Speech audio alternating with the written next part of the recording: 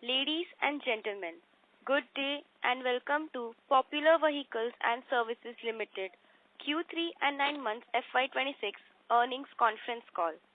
As a reminder, all participant lines will be in the listen-only mode, and there will be an opportunity for you to ask questions after the presentation concludes. Should you need assistance during this conference call, please signal an operator by pressing star, then 0 on your touchtone phone. Please note that this conference is being recorded. Before we begin, a brief disclaimer. This conference call may contain forward-looking statements about the company which are based on the beliefs, opinions, and expectations of the company as on date of this call. These statements are not the guarantees of the future performance and it may involve risks and uncertainties that are difficult to predict.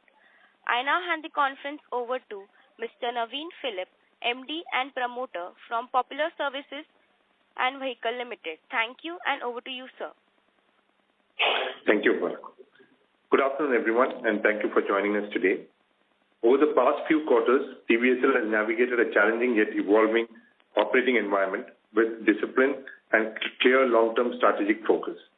I am pleased to share that the Q3 FY26 has emerged as our strongest performing quarter after nearly 1.5 years of muted performance. The quarter marks a clear inflection point for the business, supported by a meaningful improvement in customer sentiment and a broad-based recovery in demand across key segments. Customer sentiment improved significantly during the quarter, particularly following the recent GST reforms, which acted as a strong catalyst for demand revival. This was most evident in the entry-level passenger vehicle segment, where volumes rebounded sharply after a prolonged period of inventory overhang. Post-GST rationalization, entry-level passenger vehicles volumes grew by over 35% year-on-year in Q3 FY26, reversing the weakness witnessed over the past 5-6 quarters. This recovery was complemented by continued strength in the premium vehicle segment, which delivered volume growth of 30% YOY, reflecting resilient discretionary demand and improved product offerings from the OEMs. Encouragingly, the commercial vehicle segment also showed early signs of a turnaround, with volumes growing by over 52% YOY in Q3 FY26. With the Indian economy continuing to grow at a healthy pace and the Union Budget's strong emphasis on infrastructure development, we remain optimistic about a sustained recovery in CV demand over the medium term. In the EV two-wheeler segment, penetration levels continued to rise. Ather gained further market share during the quarter, translating into a strong growth in both volumes and revenues for us, reinforcing our positioning in this fast-growing segment. That said, luxury car volumes, that's namely JLR, were temporarily impacted due to cyber attack at one of our OEM partners, which disrupted operations during the quarter. I'm happy to share that the issue has now been fully resolved. Operations have normalized and we expect a pickup in Q4 and the coming quarters. Service business witnessed some softness during the quarter, largely reflecting the lag effect of lower new vehicle sales in the earlier periods, as vehicles typically enter the service cycle after 1 or 2 years. However, our continued focus on higher margin services such as collision repair helped partially offset the impact of lower volumes. As a result, service top line increased marginally by 1% YOY. With the recent recovery in vehicle sales, we expect service volumes to improve steadily over the coming few years. Operational performance. From an operational standpoint, inventory utilization and execution efficiency improved sequentially. This was supported by the GST reform-led demand recovery, particularly in entry-level vehicles. The exit of 2 OEM relationships that freed up management bandwidth and sustained cost rationalization initiatives. Our continued emphasis on operational excellence and a balanced mix of value and volume-led growth resulted in meaningful reduction in inventory levels. The rolling 3-month average inventory currently stands at 22 days, while the new vehicle inventory is at 19 days, reflecting improved supply-demand alignment and disciplined working capital management. Importantly, our balance sheet remains robust, providing flexibility to fund growth initiatives, manage cyclicality, and pursue selective expansion opportunities without compromising financial prudence. Strategically, PVSL remains committed to diversification across customers, geographies, and product applications. We continue to deepen relationships with our existing OEM partners while investing in technology, automation, and process improvements to position the business for sustained growth. During the period, we strengthened our luxury portfolio with the addition of Audi dealership, acquiring an existing Audi dealership covering Telangana and Andhra Pradesh. This marks the beginning of the new OEM relationship with one of the world's leading premium automobile manufacturers. We believe that the luxury and the ultra-luxury segment in India remains significantly underpenetrated, and as they progress towards becoming the world's third-largest economy, rising income levels and improving purchasing power present a compelling long-term opportunity. In addition, we entered into an agreement to become the authorized distributor for Balakrishna Industries Limited, BKT, in Kerala and Karnataka, covering their two-wheeler and passenger car radial segments which they are just entering into.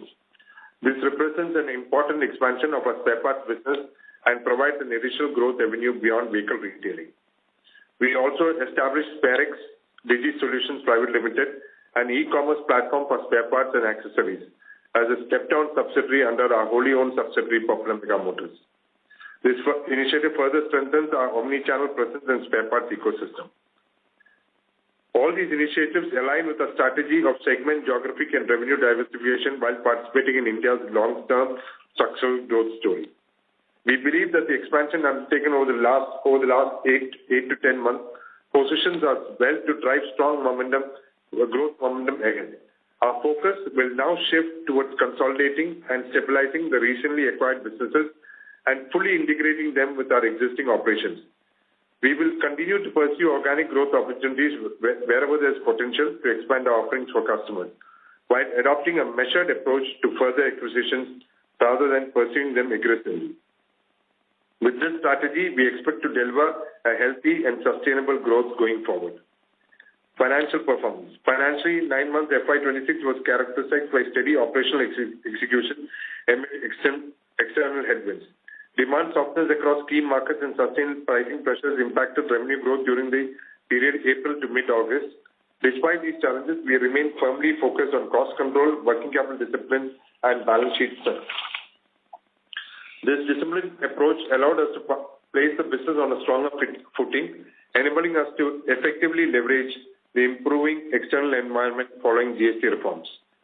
New vehicle volume performance. 16,023 units sold in Q3 FY26 vis-a-vis 11,151 in Q3 FY25, a 44% increase YOY, and a 23% increase quarter-on-quarter from 13,012 units in Q2 FY26.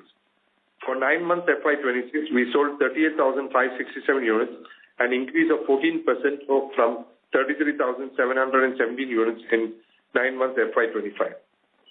The growth in volumes during the latter part of the quarter and across Q3 FY26 helped us preserve margins despite taking provisions towards cess due to prevailing uncertainties.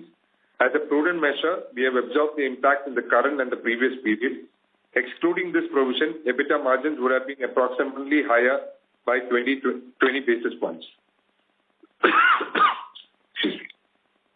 Further, the acquisitions completed during 9 months FY26, along with ongoing organic network expansion, will have a near-term impact on our cost structure during the current financial year and may exert some pressure on margins.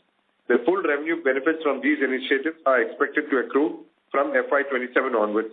Accordingly, we expect EBITDA margins to normalize towards 5% range in FY27 as scale begins to kick in. At the PBT level, the overall India's impact amounts to rupees 4 crore from acquisitions and around 3.5 crore arising from compensation scheme from Q3. In addition, there's an additional impact of 1.6 crores due to the new labor code. For 9 months FY26, after adjusting the divestment gain cess provision and the impact of new labor code and acquisition-linked depreciation, index adjustments and initial transitional operating losses, PBT would be approximately 3.4 crores. Outlook. FY26 outlook. Looking ahead, while the worst appears to be behind us, recent GST reforms, implementation of the revised 8th pay commission and income tax cuts announced last year have supported a gradual recovery in consumer sentiment and improved traction in entry-level vehicles, a segment that had been a drag over the past 2 years. This, coupled with easing inventory levels and lower discounting, is supportive of margin recovery. We expect Q4 FY26 to outperform Q3 FY26, enabling FY26 to close with mid-teens growth vis-a-vis FY25, compared to our initial expectation of a single-digit growth. FY27 outlook. Demand indicators are turning decisively positive, with customer inquiries and footfalls showing strong momentum.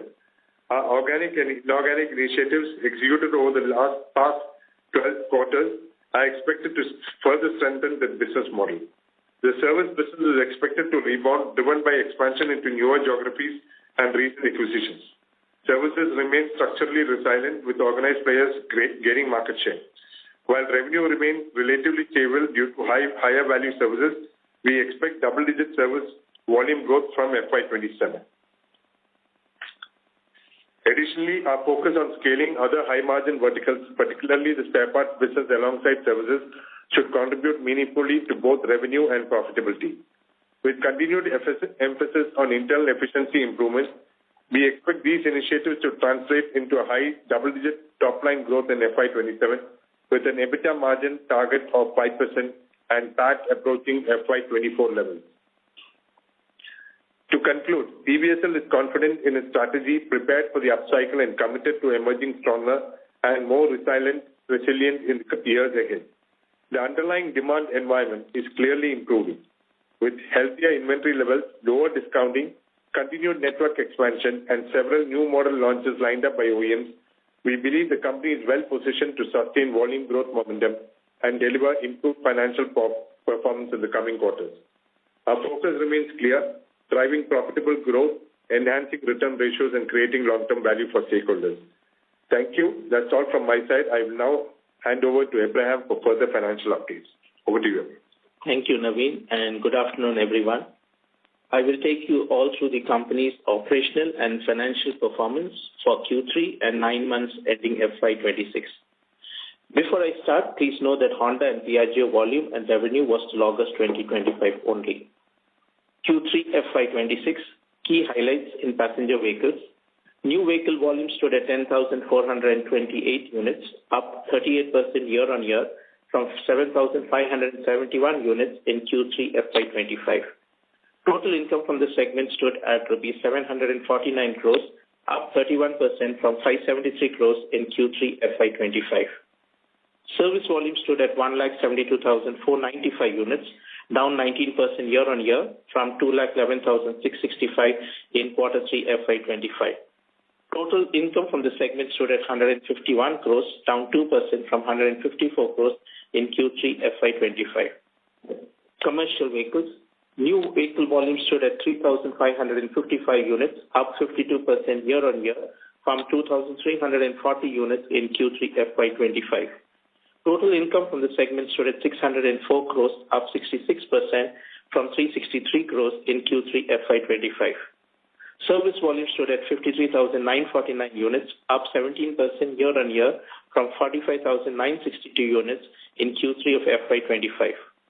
Total income from the segment stood at 94 crores, up 8% from 87 crores in Q3 FY25. EV. New vehicle volume stood at 2,040 units, up 65% year-on-year from 1,240 units Q3 FY25. Total income from the segment stood at rupees 34 crores, up 50% from rupees 23 crores in Q3 FY25. Service volume stood at 10,200 units, up 80% year-on-year from 5,660 in Q3 of FY25. Total income from the segment stood at approximately 2 crores in Q3 of FY26. Moving to the financial performance, our total income for the quarter stood at 1,791.8 crores, up 30.9% year-on-year from 1,368.6 crores in Q3 FY25, and up 16.8% quarter-on-quarter from 1,534.6 crores in Q2 of FY26.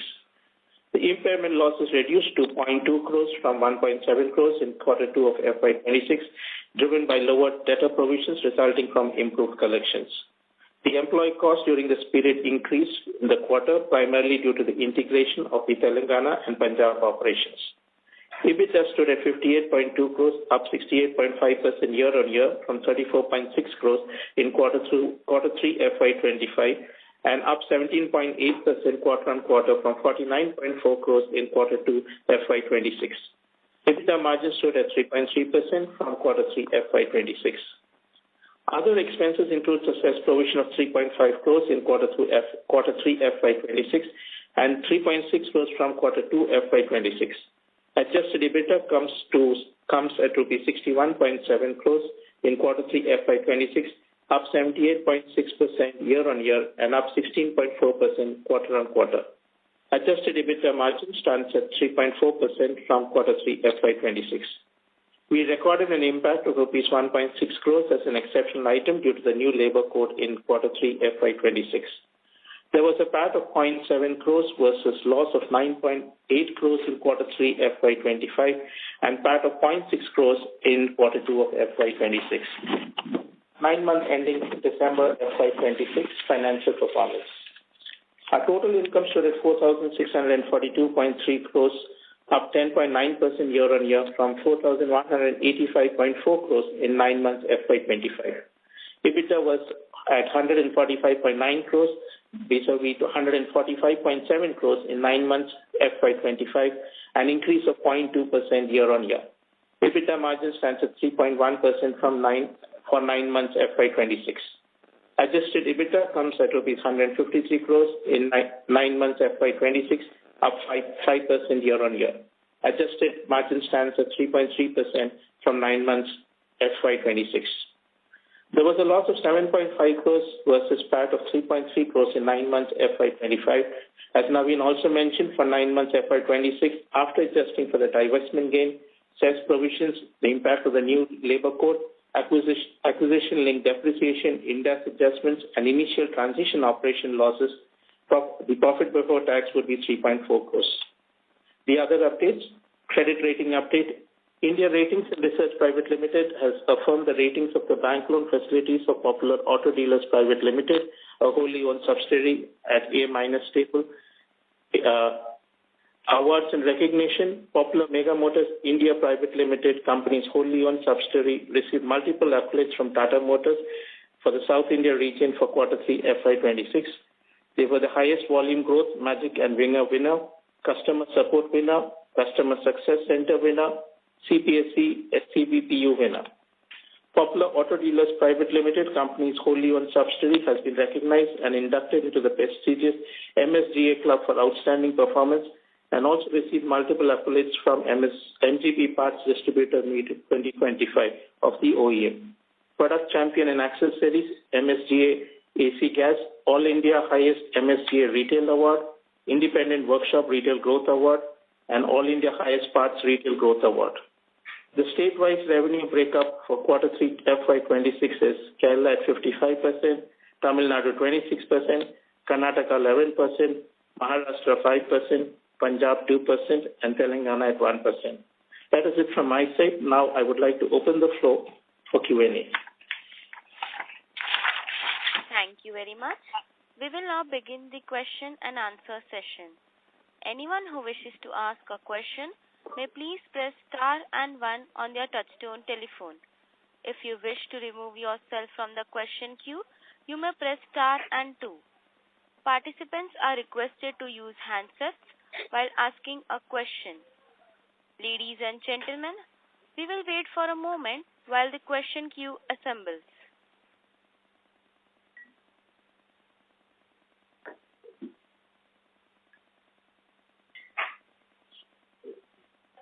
The first question is from the line of Preet Pitani from InCred AMC. Please go ahead. Thank you for the opportunity. Sir, I would like to ask about the debt currently which we have. Like September, we have reported around 1,100 crores of debt. What would be the debt as on December 25? And do we expect it to further rise or will it stay at the same levels? And also if you can mention something about inventory days across products. Okay. So to start on the debt position that we're looking at, the approximate debt that we have in the balance sheet at this point in time is close to around total borrowings being around 655 crores. The expectation is that the reason for this increase in the debts that we have is primarily an account of the acquisitions that we have taken during this year. We have close to around 80 odd crores in terms of the term loans that we have taken for the Telangana and the Globe acquisitions, both in terms of the term loans that we have taken. From the inventory position that you actually mentioned, the inventory levels have significantly reduced when we look at it from a 9 months period at the end of December 2025. And we are expecting these levels to come down significantly. The levels that we are really looking at is close to around 21 days in terms of the inventory, and that is the total inventory across the organization, while the new vehicles inventory has come down to close to around 18 to 19 days. Now, the forward position in terms of the exit for the inventory that we are looking at is to maintain the same level as the inventory that we had as on the exit of 31st March 2025. We would have an inventory of close to around 550 odd crores, while we have expecting a top line growth at the exit for the current financial year to go up from a 5,500 exit for 2025 to move to a 6,500, 6,600 growth, 20% growth. And with the acquisitions, we will still keep the inventory for the same 550 odd crores. Thank you, sir. Sir, on the debt position, you mentioned that we have a long-term loan of 655 crores, right? It's a mix of long-term and short-term. The major borrowings that we have on our balance sheet is an account of the vehicle loans that we have. That's the inventory funding that we have. We have term loans that we have taken for the acquisitions that we've actually made. The term loans that we have in our balance is close to around 80 crores.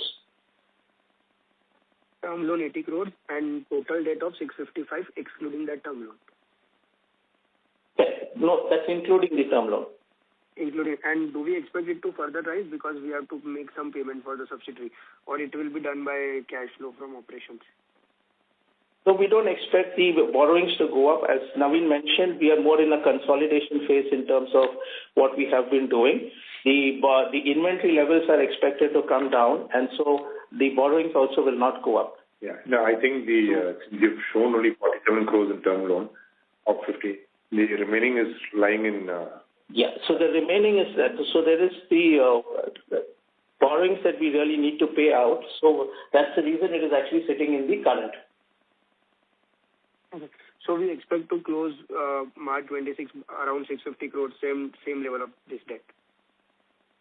Same level of, yes. No, not 650. 550 crores. 550 crores in terms of working capital debt, which is the same as FY25. So I mean, a rough cal would be in terms of 6,600 crores. We would, if you look at 12 months as a 1 month inventory is about 500 crores. But we would be close. We'd be close to that. In fact, it will be slightly lower in terms of inventory on that. Closing inventory. Got it, sir. Sir, my next question would be on the line of Audi business which we have acquired. What kind of margin do we expect from that business in gross margin as well as EBITDA margin in both the business, service as well as sales? Yeah, so it will be quite similar to a Jaguar Land Rover business.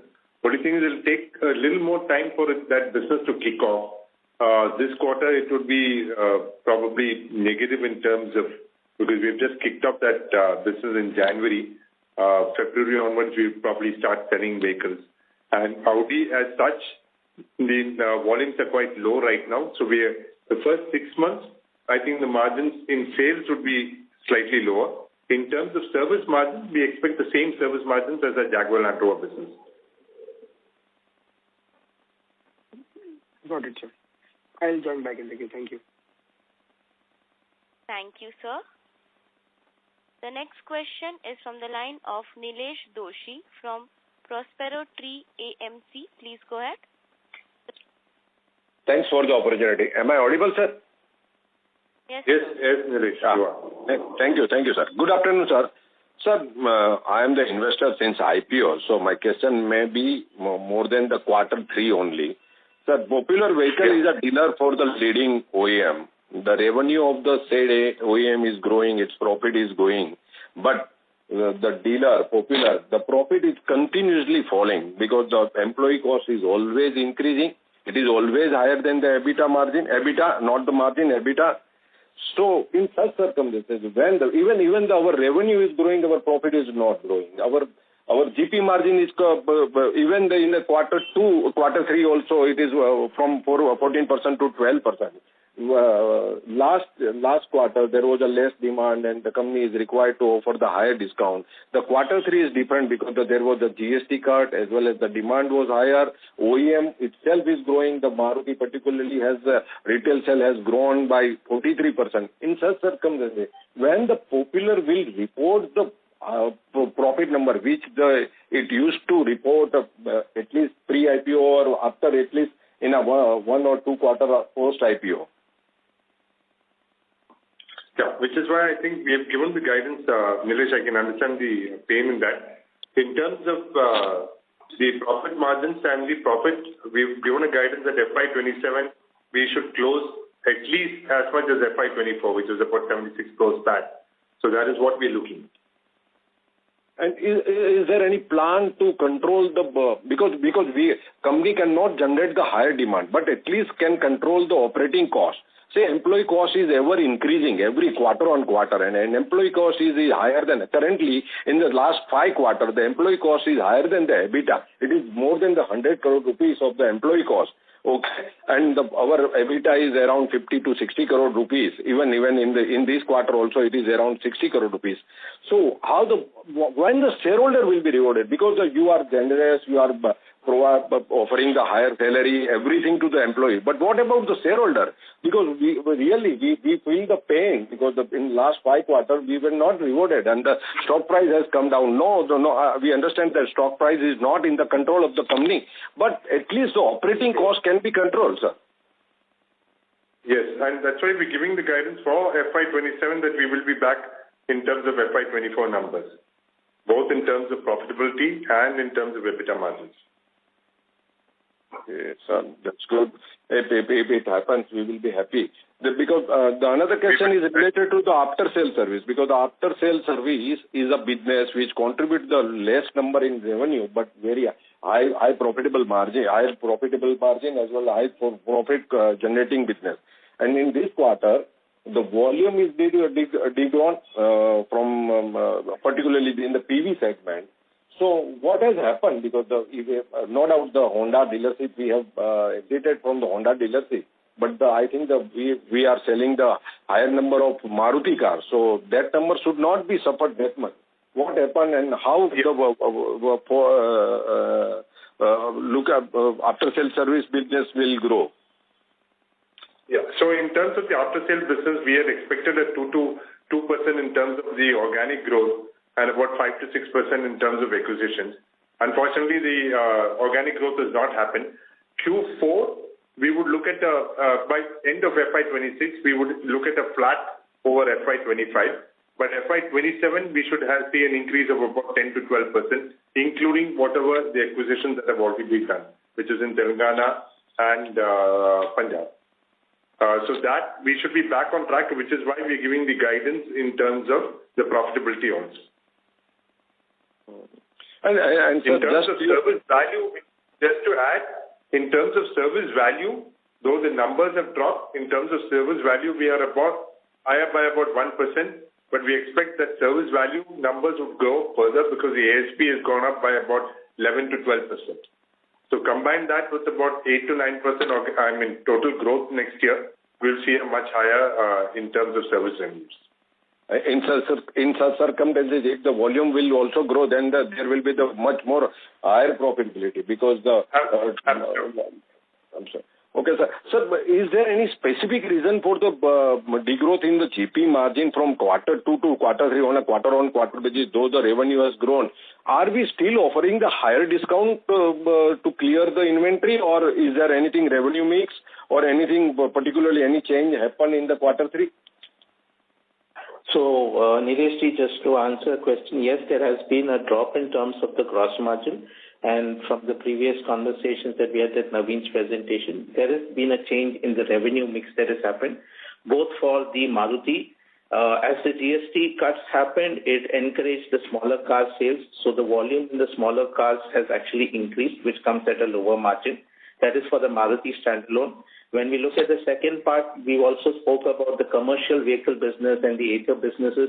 have actually outgrown in terms of the total numbers. So when we look at the total mix on the 4,400 odd crores that we have done, and even for this quarter, the total mix on the commercial businesses and the other businesses that we have has gone more than what the total is, because of which the margin percentages have actually reduced.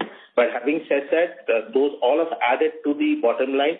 There has been quite a number of corrections that have been taken care in the current quarters. Inventory levels have actually dropped significantly. Lower inventory levels means lower discount into the next year. It also means lower in terms of the interest cost. Yes, we should be actually seeing a turnaround in terms of the profits that we are expecting to see. And the more importantly, the services business also will actually have the upside coming in with the sales that has taken place in the current year and the last quarters. We will see positives coming out of that. Yes, there is a little bit of erosion on margins in terms of the acquisitions that we have done. But having said that, these things, all of this will be taken care of with the kind of growth that we are seeing in the other businesses. Nileshji. Thanks. Last question, sir. Is the Maruti, there is a GP margin is different as model-wise, or it's a flat margin Maruti in Maruti GP margin, or second, the CV GP margin is less than PV? Yes. So the margins in each of these Marutis are different from vehicle to vehicle. It is lower at the arena scale, and as the vehicle price goes up, the values actually increase. Similarly, when we do a comparison between the mix of vehicles, passenger vehicles to commercial vehicles, the commercial vehicle percentages are lower, and Ather also is significantly lower because of the value that we have. So as the mix actually changes, the gross margin percentage also is subject to a little bit of change. Okay. Thanks from my side. Thank you. Thank you, sir. Ladies and gentlemen, to ask a question, please press star and 1 now. Participants who wish to ask questions may please press star and 1 at this time. The next question is from the line of Preet Pitani from InCred AMC. Please go ahead. Thank you for the follow-up question. Sir, you mentioned 1 or 2 quarters back that there is some restructuring program going on at the Popular, and it will help to increase the margin and reduce the cost.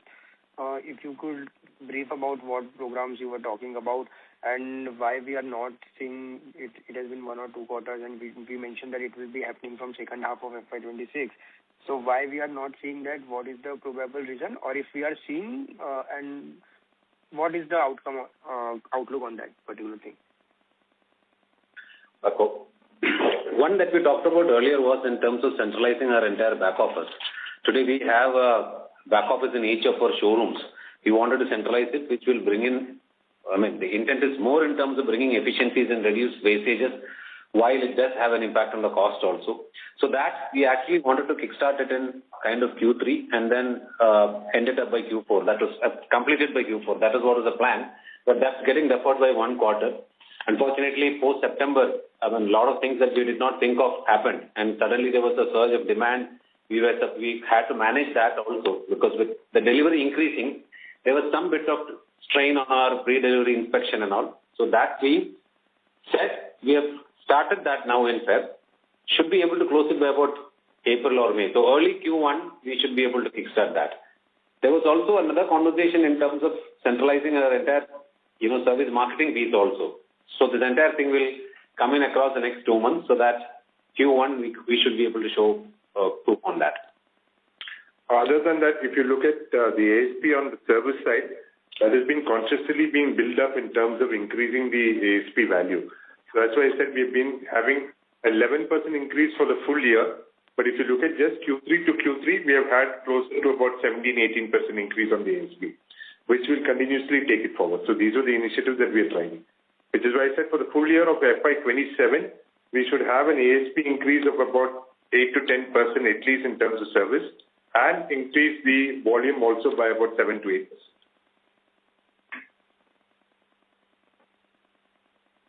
Got it. Thank you, sir. And how much benefit it would be done in the absolute terms from that restructuring program which you are talking, that back office centralization?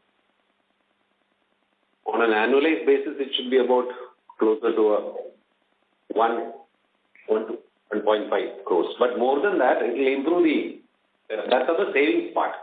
But it should improve our inquiry to retail conversion percentage by a good margin. And also enhance the customer satisfaction, which will flow through into further additional business in the coming year. Got it.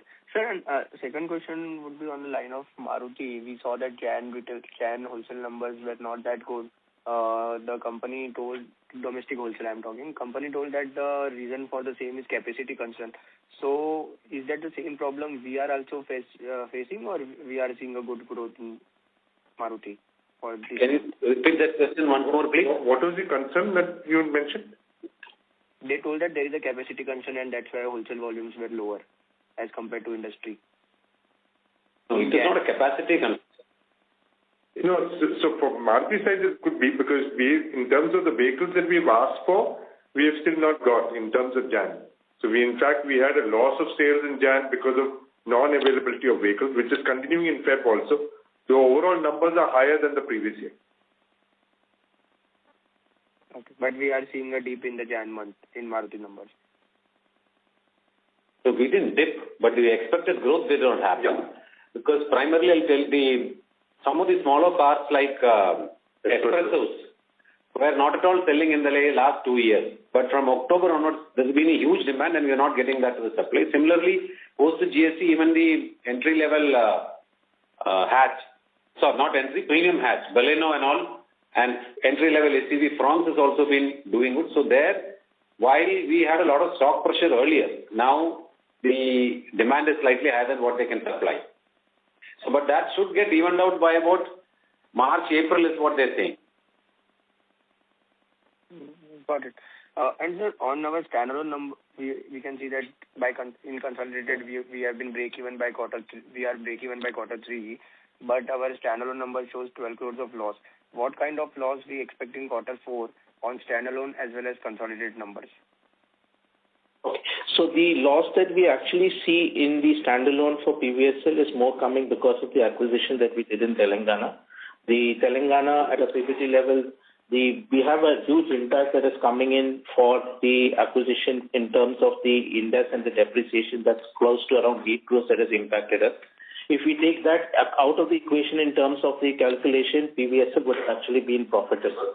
So that's the reason you actually see that. Having said that, from an operational profitability perspective for Telangana, we are expecting that to turn around, become operational by second quarter, H2 of 2026, we should actually see that breaking even and getting profitable. But the index impact and the depreciation impact will continue because of the leases that we have, and that would continue for another couple of years. And what do we expect in quarter 4 of this financial year, in both standalone as well as consolidated numbers? EBITDA as well. EBITDA would be, we are in standalone, we are around 3.4%. In terms of acquisition and consolidated, we'd still be around probably about 3.25, 3.3. Yes. But we're hoping that this should go up by about 0.1. We had earlier given a guidance of 4%, but we are not able to achieve that. We would be probably ending up FY26 with about 3.5% in terms of EBITDA numbers, so 3.5. In terms of overall profitability for Q4, we intend to be profitable in Q4 overall and have a FY26 at a positive note, including the Ind AS effect, the cess impact and all that. So we are expecting FY26 overall EBITDA margin to be 3.5% and FY27 to be 5%. And quarter 4 and FY27 both would be PAT positive for the company as a whole. Yeah. Yes. Thank you. I'll join back in. Thank you, sir. Thank you, sir. The next question is from the line of Gautam Madhavan from FedEx Securities Private Limited. Yep. Please go ahead. Hi. Thank you for the opportunity. Depreciation, the increase of crores, if I heard you right, is that because of the new acquisition? Yes. Yes, Q3. This is because of the acquisition in terms of the depreciation for the Telangana that we've done. The depreciation cost has gone up by close to around 4 crores. In terms of the globe also, we have an additional depreciation of around 40 to 50 lakhs for the quarter. Got you. And just, when we think of depreciation for FY27, this would be the number that we kind of run with? This is the number on terms of the additional acquisitions that we've done. The balance remains the same. Got it. And also just on finance cost, if we can understand, the increase in finance costs from Q2 to Q3, inventories have sort of come down. What would be, what is sort of giving that 2 crore increase in finance costs? Okay. The reason the inventory levels came down towards the end of the quarter, the exit that we have has come down. Our stock levels have come to 2,300, but on average for the quarter, we still had inventory. So that is the reason the interest expense that you see for the quarter is more or less flat. And of course, there is also the interest on term loans that we have taken during that period. But having said that, the impact of the interest cost benefits that we will start to see it in Q4 of 2026 and onwards. Got you. And, sorry, when you were talking about the debt numbers, there was a little bit of disturbance. If you can just touch upon the debt numbers, what was the term loan that you mentioned? What was the, balance debt? So the debt that we're talking, the numbers that we're talking is close to around 550 crores in terms of the debt, short and long. And the term loan that we have taken is close to around 80 crores that we have. So the short-term funding in terms of inventory will be 550 crores, and the term loans that we have will be close to around 80 crores. Got it. Just, last question. Appreciate the... sorry. No, Dr. I was just going to add that 550 crores was our FY25 March number. We'll remain at the same number for working capital in FY26 March, though the top line has gone up by about 20%. Absolutely. Got it. Just, appreciate the guidance on service. Naveen, if we can just get a little more of an understanding of, why would volumes degrow so much? And I understand, your point on the sales and even what you mentioned in the presentation. Our understanding, at least from the previous calls, was that, as sales increase, there's obviously a backlog and theoretically, we should have invested growth. Is what my understanding was. Gautam, sorry to interrupt. Your voice is breaking. Gautam, your voice broke. Couldn't hear you. Sorry. Is this better? Yes, sir. Yeah. Please go ahead. Sorry. So I was just saying, Naveen, that we appreciate the guidance that you mentioned on service and, some of the reasons for the degrowth in service. It will be really helpful to understand why would we see a volume degrowth which is so sharp. And understand, sales have been soft for the last couple of years and there might be some tailwind, but theoretically there should still be some marginal growth in service volumes at least, right? Irrespective of the market environment maybe in the past couple of years. Yeah. So there are two aspects to it. One is in terms of the volume degrowth. Earlier we used to do these campaigns with the service thing in terms of getting campaign numbers, monsoon campaigns and various other winter, whatever. We used to drive campaigns to summer campaigns to have AC checkup, to have wiper checkup, etc. Over this year, we have said that wherever the job card numbers are lower than about 500 rupees or 1,000 rupees in terms of job card billing, this didn't make sense occupying our manpower into that. So we actually reduced these campaigns. So that's one of the reasons why you see the volume dip, whereas the ASP going up by a much larger number. Got you. And just, Naveen, so going forward, so then should we sort of assume that this right sizing of, the mix in terms of service is done and now what we'll see will be growth from next quarter onwards? Yeah. That's why we're saying that we'll have at least about 7 to 8% growth in terms of service, both in terms of the organic growth and whatever the acquisitions that we've done. Both put together, we should see about 8%. The ASP growth will still continue to be about 8 to 10%. Got it. Got it. That's all from us. Thank you. Thank you, sir. The next question is from the line of Shirish Pardeshi from Motilal Oswal. Please go ahead. Hi, Naveen, Raj. Good afternoon. Thank you for the opportunity. Good afternoon. Yeah, just quick question. Because of this acquisition, what kind of volume buildup will happen in FY27? I mean, just ballpark numbers. So I will give you. So if you look at our Maruti acquisition in Telangana, we are averaging about 380-400 numbers right now. For just though we took over in October, our first billing happened only by November end in terms of retail. So December and Jan we would have done an average about 380 to 400 numbers. We expect this number to be around 500 for the whole year, FY27. So about 6,000 numbers will come in from there. Bangalore, which we started off last year, April, that is FY25 beginning April. April FY26, we will see an average of about 200 to 50 numbers from Bangalore happening, which was in the region of about 50, 60 whole of last year. So these two put together, we should see about close to about 750 numbers being added in per month. It's about 9,000 numbers for the annualized basis. In terms of, so this is only for Maruti. Jaguar Land Rover will be kicking off in Nagpur this month. So we'll see about 5 to 7 numbers being added for the first 5-6 months, and then add on, and then going on to about 10 numbers from second half onward. Similarly, Audi, we should see about 5-6 numbers in terms of the first 3-4 months, and then going to about 10 to 12 numbers in terms of the Audi numbers. But these would be, in terms of turnover, would be far higher, average ticket size being 55 lakh plus. Okay, that's helpful. My second question in terms of discounting, if discounting is at one level in October, November, December, is that level of discounting has come down in Jan, Feb, or do you think it has remained steady or it has gone up? No, it's come down in Jan. So I think one of the points that both Raj and Abraham mentioned is, if you look at our exit numbers in terms of inventory in FY25 December, December 24, I think we had carried about 3,600 numbers in terms of Maruti volume, stock units.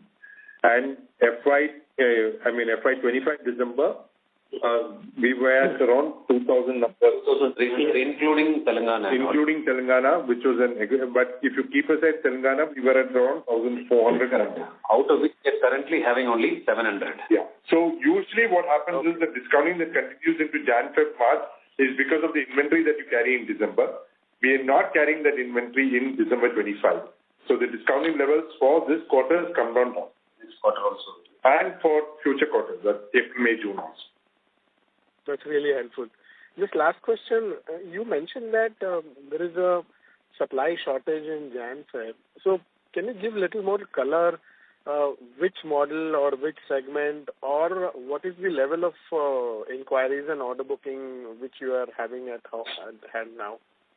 If you look at the lowest category like Espresso, we have our bookings in hand is about 150 to 200 bookings in hand just in Kerala. If you take Andhra and Telangana, Bangalore and Chennai put together, it would be closer to about 250-300 bookings. We would probably end up getting probably about 50 cars of Espresso. That's at the lower end. So if you take segment-wise, Tourist, Model, Swift, and each of these segments, we are at a much lower number in terms of wholesale than our current demand is.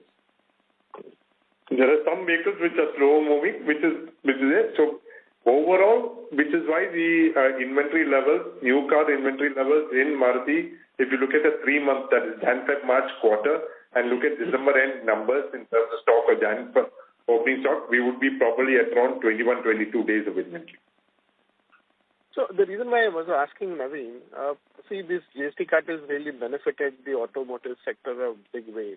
But do you think this normalization of demand will happen by Q1, or you think there will be some backlog will still continue in Q2 also next year? I think for the whole year it will continue. The reason is not just because of the automotive cut of 10%. So there's an equivalent because your road tax is on top of these numbers, etc. So the savings are much higher. That is one aspect of it.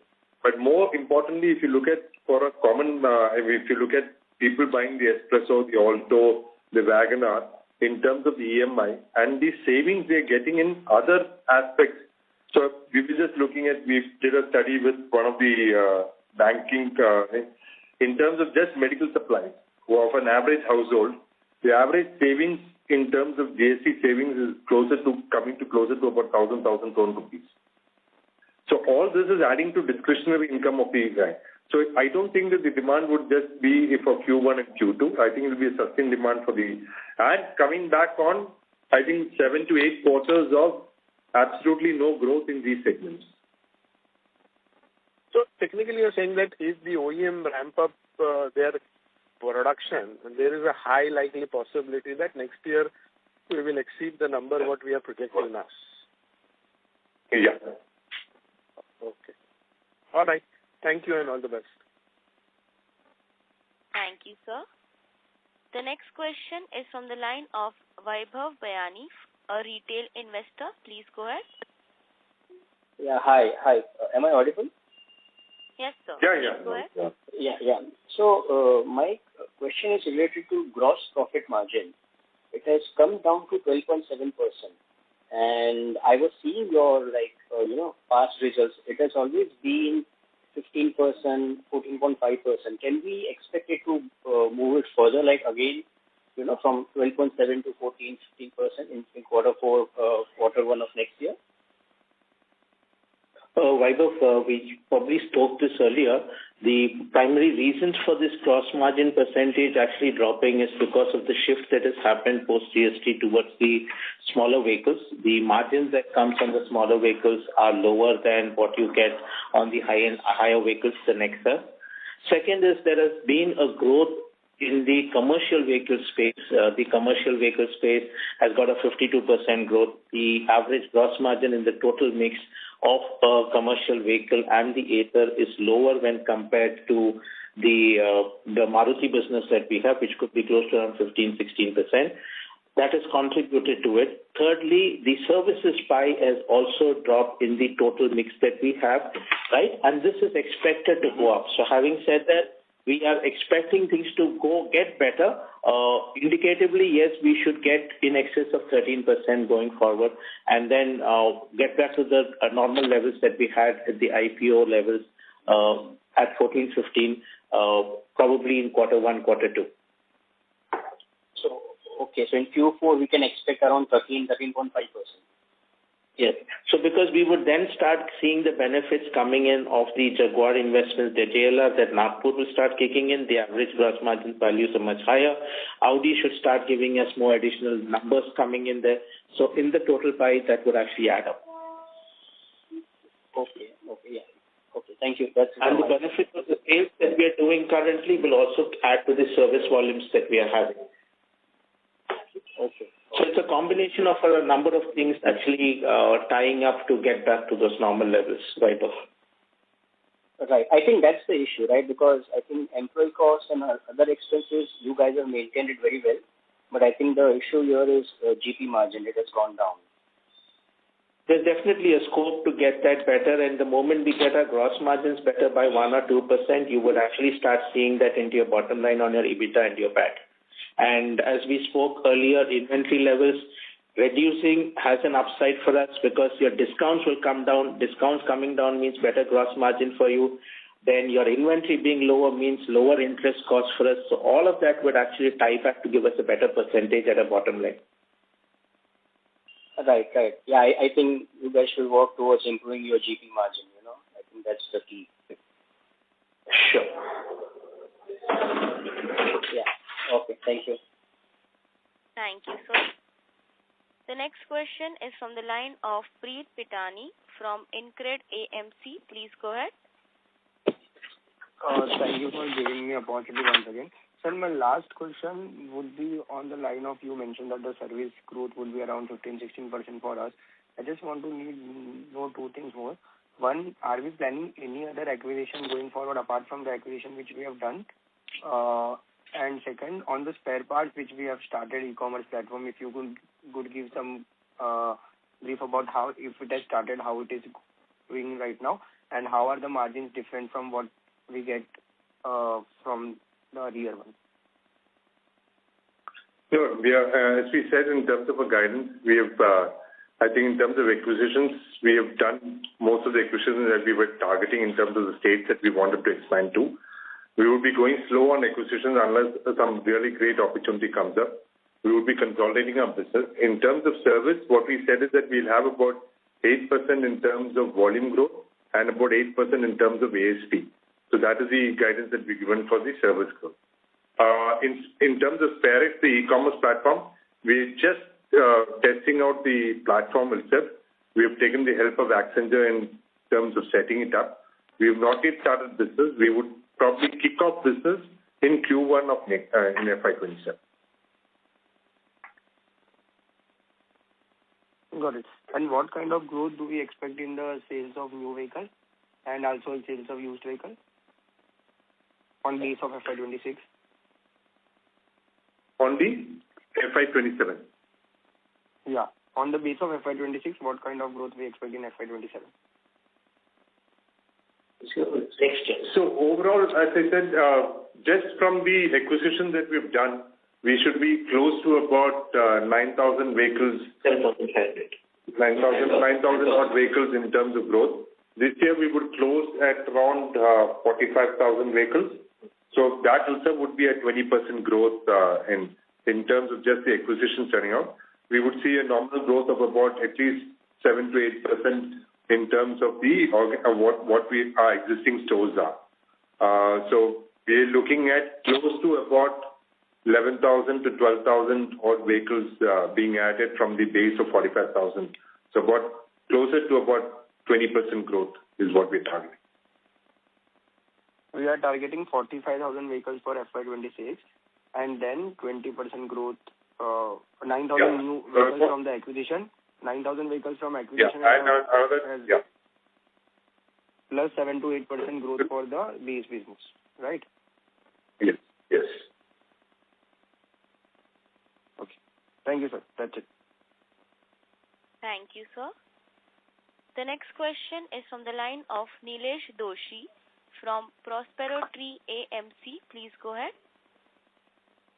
Thanks for the opportunity, sir. Sir, just inform that there is a GP margin difference on the model-wise, as well as the CV margin is less than the PV margin, particularly the GP is concerned. So is it the similar for the after-sales service business also? There is a CV is less remunerative than the PV and the luxury is more remunerative than the other model. And in the particularly Maruti, there are the car of 5 lakhs to around 25 to 30 lakhs rupees. So it is the price-wise, the GP margin, EBITDA or GP margin in after sales also? So in terms of commercial vehicle, yes, the GP margins are lower than the passenger vehicle in terms of service. Similarly for two-wheelers. But if you look at the Maruti or the JLR portfolio, in terms of EBITDA margins across the platform is quite similar. But if you look at Nexa vehicles vis-a-vis Arena vehicles in Maruti, there's a higher in terms of per job card value in terms of about 5 to 7% because of the value of the vehicle. Gross margin percentages for most of the vehicles are similar, but absolute margins are different. Okay. So margin, the percentage-wise, it is similar, but the absolute number may be different because of the ASP or particular model. Is it right? Yeah. Okay. Yes. Sir, the second question is, so particularly in the quarter 3, we have sold around 10,400 vehicles in the PV. Can we assume number will increase in the quarter 4 for the after sales business? At least by 10,000, the after sales business must grow because every OEM is offering the certain number of free services, and generally the buyer of the car will go to the particular service center, particular from which the dealer from which they have bought. So can we assume that by 10,000 number the service business must grow? Particularly in the PV, it is mentioned in the quarter 3 that the 10,000 number of vehicles were sold. Yeah, so in terms of free services, that number will show up.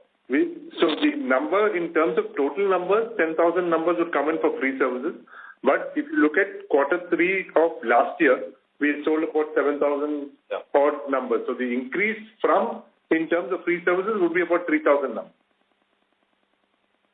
So the net, it will not increase. You want to say that suppose 1,72,000 numbers were serviced in PV segment for the quarter 3, and we assume that in the quarter 4 it must be reported at least 1,80,000 plus number. So is it not correct understanding? No. That 1,80,000 will happen, but what Naveen was talking about is compared to Q4 of last year, the growth. Because last year also we would have sold about closer to 6,800, 7,000 cars. So the incremental volume compared to last year Q4 will be only 3,000. That's on terms of free services, since you pointed out in terms of free services of 10,000 cars. But overall numbers, yes, what you said is correct. Okay. And sir, we generally track because we can't ask the dealer to what number of cars they have sold, but we generally track the Vahan portal where every OEM is registered and the number of cars sold, retail sales are registered. So the Vahan portal shows that the December quarter Maruti has sold 43%. There is a growth of 43%. Can we, anytime we compare our sales with the OEM sales, are we performing better in terms of the OEM sales growth or in line with the OEM sales growth? What is our standing as on today? Because the quarter 3, particularly quarter 3, Maruti has reported 43% vehicle, more vehicles sold in quarter 3 compared to quarter 2. So what is our status, sir? So we have also grown at 46%. So in terms of whatever has been the Maruti growth, we have also grown in the same level, say plus 1 or 2%. That's great. Thank you. That's all from my side. All the best, sir. Thank you. Thank you, sir. The next question is from the line of Rohan Dedia, an individual investor. Please go ahead. Hi, sir. Thank you for this opportunity. I had 2 questions. The first question was, in the last call, we had said that our interest cost would come down by half, but that did not happen in this quarter. So, sir, could you explain where our guidance went a little off? So the reason the interest cost did not come down is primarily 2 reasons here. One is the GST. The GST announcement came around the 15th of August. Then there was a slowdown in terms of the sale. By the time the pickup actually happened, we had already been sitting on those stocks, and then there was fresh stocks that Maruti had actually supplied to us, which added up to us because they were also piling up the stocks. And that the benefit of that did not flow through, and the sale happened in October, November, December, and our stock levels have reduced in the exit. So the average stock that we've been holding opening during the month has been on the higher side, while the month-end numbers have reduced significantly. Secondly, in your interest cost that you actually see, there's also a part of the term loans that we've taken. There's an interest cost associated to that that's getting paid. So those have contributed to those costs. But having said that, inventory reduction will reduce my interest cost, but the term loan part of it will continue to be there in the books. But there will be a significant reduction in that. So we were holding an average of, say, Q2 mid and end of Q2, we were holding an inventory of about 80 or some days on 90 days also. That is what has come down to 24 days. So there will be a significant reduction in interest cost. Got it, sir. Thank you. And so my last question is, sir, there was an announcement from the company in December 25 that one of the directors from Banyan Tree had resigned. So could you share some context around this? So Banyan Tree is a private equity investor. So he was a nominee director from Banyan Tree. So Banyan Tree has been on a board from 2018 onwards. So when we did the IPO in 2024, at that point of time, they wanted to exit the board, but we wanted their guidance over the next few years. So they said they'll remain on board. They have a lot of investments that are going into an IPO stage. So Rakesh excused himself because he said the last, I think, in terms of board meetings, he missed out 2 board meetings. He said this year would be tough for him to attend board meetings. So he stepped off the board, but we are in constant touch in terms of whatever guidance that they want to give us. They still continue to hold 10% of the company. Got it, sir. Thank you. Thank you, sir. The next question is from the line of Jared James, an individual investor. Please go ahead. Hi, sir. Am I audible? Yes. Yes, Jagat. Hi, sir. Thanks for the opportunity. My question is this. Currently, PVSL is ICE-heavy business since they rely on the service of internal combustion engine mainly for revenue generation, right? So if the market is moving to electric vehicles, how PVSL is planning to manage the transition? Is there any roadmap for the transition or any spend on employee upskilling for servicing electric vehicles like e-Vitara? So I'll take the second question first. In terms of training of all our people, in terms of the e-Vitara service, that's already being done. Even in Jaguar Land Rover, when they launched the I-Pace, which was an electric vehicle, that was also done in terms of the entire Jaguar Land Rover service team. So that training continuously goes on. In terms of preparedness of roadmap, if you look at, and we sell Ather vehicles, which is fully EVs, and we're servicing close to about 4,000 vehicles a month in terms of Ather EVs. So that, in terms of experience, that is being done. In terms of the roadmap, if you look at it, the EV penetration in four-wheelers, even today is quite low.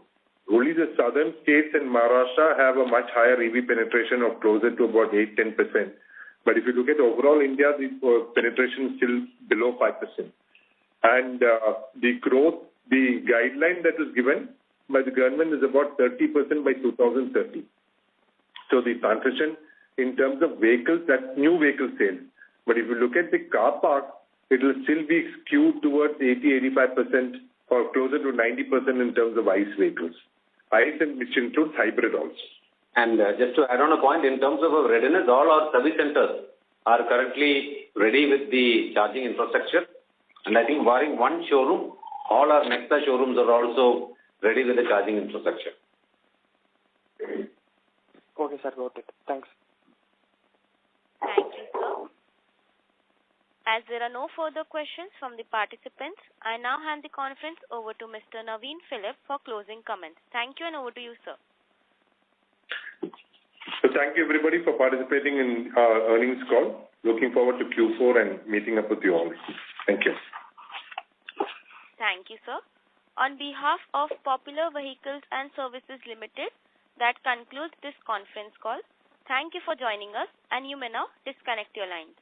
If you found this video helpful, please like, share and subscribe to Concall India for latest upcoming Concall.